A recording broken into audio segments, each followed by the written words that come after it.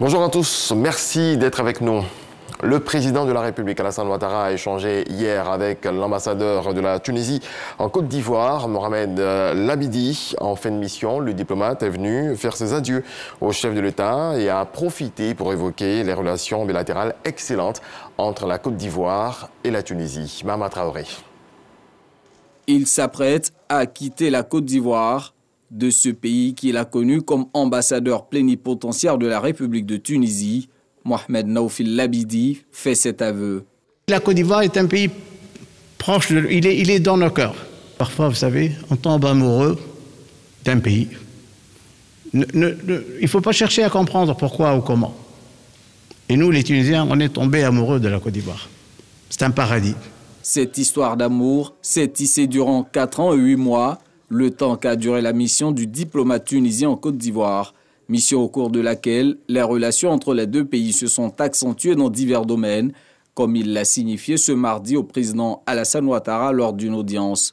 On a des relations politiques excellentes, donc, qui sont gérées par une grande commission mixte qui se tient une fois à Abidjan, une fois à Tunis, tous les 2 ans. Lorsque moi j'ai présenté mes lettres d'accréditation le 21 décembre 2016, on comptait uniquement 42 entreprises tunisiennes ici en Côte d'Ivoire. Aujourd'hui, on est à 160. Quant au nombre de la colonie tunisienne, c'était 800 à peu près en 2016. Fin 2016, début 2017, 800. Aujourd'hui, on est à 2000. C'est la plus grande communauté tunisienne en Afrique. On accorde annuellement 100 bourses aux étudiants et étudiantes ivoiriennes pour poursuivre leurs études. Profitant de cet entretien, Mohamed Naoufil Labidi a transmis au chef de l'État une invitation de son homologue tunisien à effectuer une visite officielle dans ce pays arabe d'Afrique du Nord. Visite qui permettra de redynamiser les relations diplomatiques établies entre les deux pays depuis 1965. Dans un an, les réfugiés ivoiriens, du fait des crises survenues en Côte d'Ivoire, vont perdre leur statut. La Côte d'Ivoire a signé une déclaration conjointe avec les pays d'accueil conduisant à la cessation du statut de réfugié. La réunion régionale de 2 jours qui s'est tenue à Abidjan a également souligné l'importance d'accélérer le rapatriement volontaire et soutenir un statut légal alternatif pour ceux qui choisissent de rester dans leur pays d'asile. Laure Goretti, Sidonie Davila. Le statut de réfugié ivoirien prend fin le 30 juin 2022.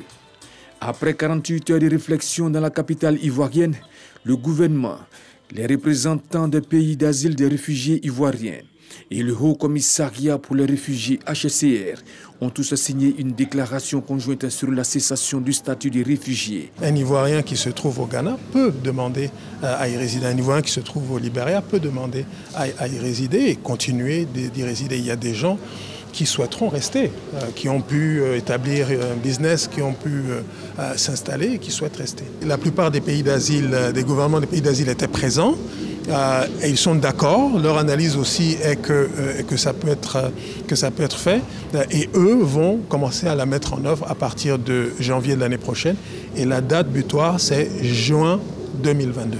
Dans quelques semaines, l'annonce officielle sera faite à Genève en Suisse et ce sera à l'occasion de la 72e session du comité exécutif du HCR. Pour optimiser le retour volontaire des réfugiés, les recommandations de cette rencontre régionale seront prises en compte selon la ministre d'État, ministre des Affaires étrangères, de l'intégration africaine et de la diaspora, Kandia Kamisoko Kamara. Plusieurs recommandations ont été formulées au cours des travaux de groupe.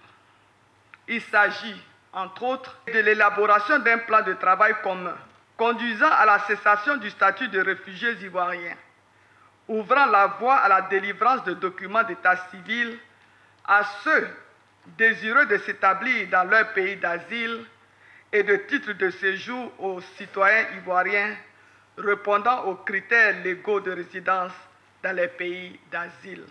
La Côte d'Ivoire, en ce qui la concerne, ne ménagera aucun effort pour la mise en œuvre de ces recommandations indispensables à la réalisation de la cessation générale du statut de réfugié ivoirien. Des représentants du Ghana, du Libéria, de la Mauritanie, de la Guinée et du Togo ont pris part à cette rencontre. Grâce aux efforts du gouvernement ivoirien, 276 000 réfugiés ont regagné la Côte d'Ivoire. Il reste à ce jour environ 51 000 réfugiés ivoiriens. C'est un commentaire de Abou Sanogo.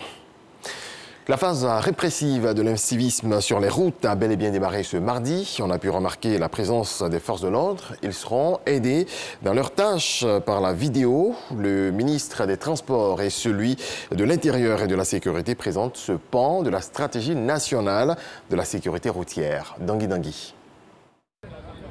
Ces véhicules parqués dans un coin de la cité de la brigade anti-émeute de la commune de Yopougon sont tombés sous le coup d'une infraction au code de la route ce premier jour du début de la phase de répression de l'incivisme sur les routes.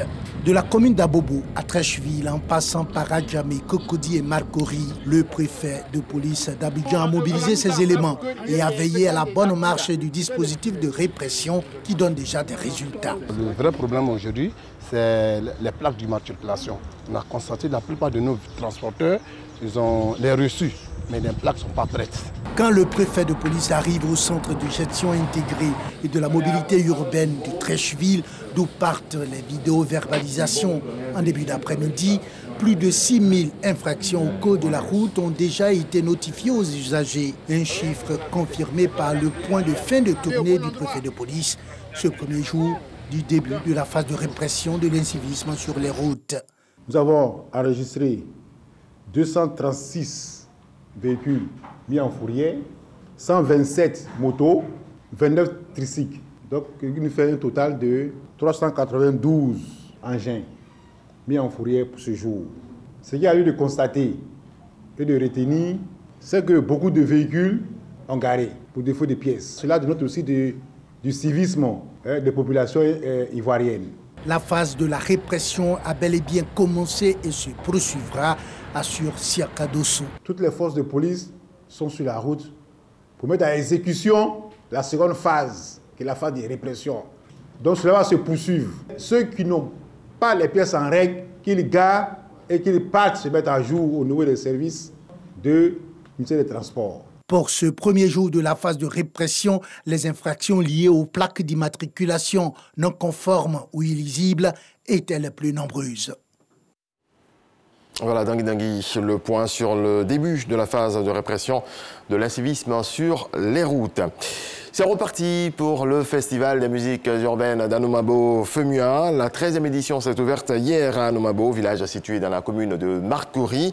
Le Femua 13 se tient du 7 au 12 septembre 2021 avec comme pays à l'honneur le Sénégal. Abidjan accueille une partie des festivités et la ville balnéaire de Grand Bassam, un autre volet du programme. Serge Pacom Didi, Isayo nous en parle. C'est parti pour la 13e édition du Festival de musiques urbaines d'Anoumabo, Femua 13. Ce, après un report dû à la pandémie de Covid-19.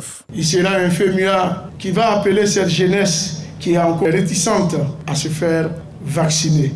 C'est pourquoi des dispositions ont été prises au sein de l'INGS pendant le Femua. Le Sénégal se félicite d'être le pays invité d'honneur.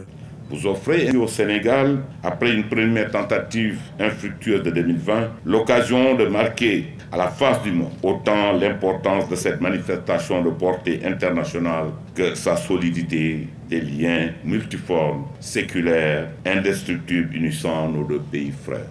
Ce Femua 13 coïncide avec les 60 ans de coopération entre la Côte d'Ivoire et l'Union européenne, désormais partenaire institutionnel du festival. Parler des valeurs qui nous ressemblent, qui nous unissent, qui unissent les peuples africains et européens, non seulement au niveau de la Côte d'Ivoire, mais à l'échelle du continent, aussi bien africain que européen.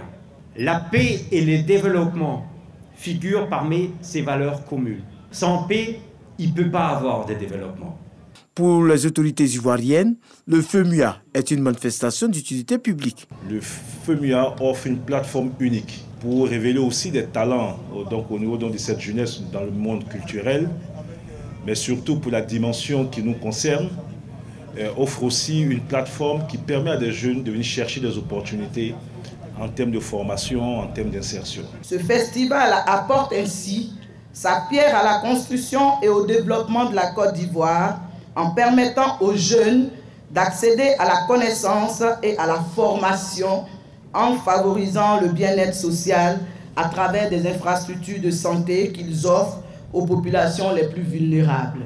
Après la cérémonie d'ouverture, il y a eu la pose de la première pierre de 2 écoles, celle de Vavois et de Tanda. 20 artistes venus de 13 pays du monde entier animeront cette 13e édition du FEMUA. Avant l'ouverture de ce festival, la Fondation Magic System et le ministère de la Promotion de la Jeunesse, de l'Insertion professionnelle et du service civique ont renouvelé leur partenariat par la signature d'une convention qui permet de promouvoir la formation professionnelle. Après la brillante prestation et la médaille d'argent obtenue à l'Afrobasket 2021 au Rwanda, les éléphants basketteurs sont rentrés à Abidjan. Ils ont bien été accueillis. Arsène Kwasi, Salif Ouattara. Tomber les armes à la main en finale de l'Afrobasket 2021 à Kigali au Rwanda, les éléphants basketteurs sont de retour à Abidjan.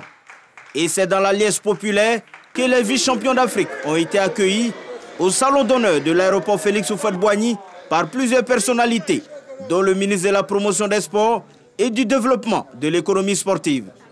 Au cours de cet accueil, Paulin Claude Danho a salué les performances des éléphants avant de leur adresser toutes les félicitations de la nation ivoirienne. Au nom de son Excellence Alassane Ouattara, président de la République de Côte d'Ivoire, au nom du gouvernement, au nom de vos frères et sœurs, au nom des Ivoiriens et des Ivoiriennes, nous vous disons bienvenue. Merci pour cette belle épopée sportive que vous avez réalisée à Kigali. Vous avez été combatif. Vous avez fait un parcours exceptionnel.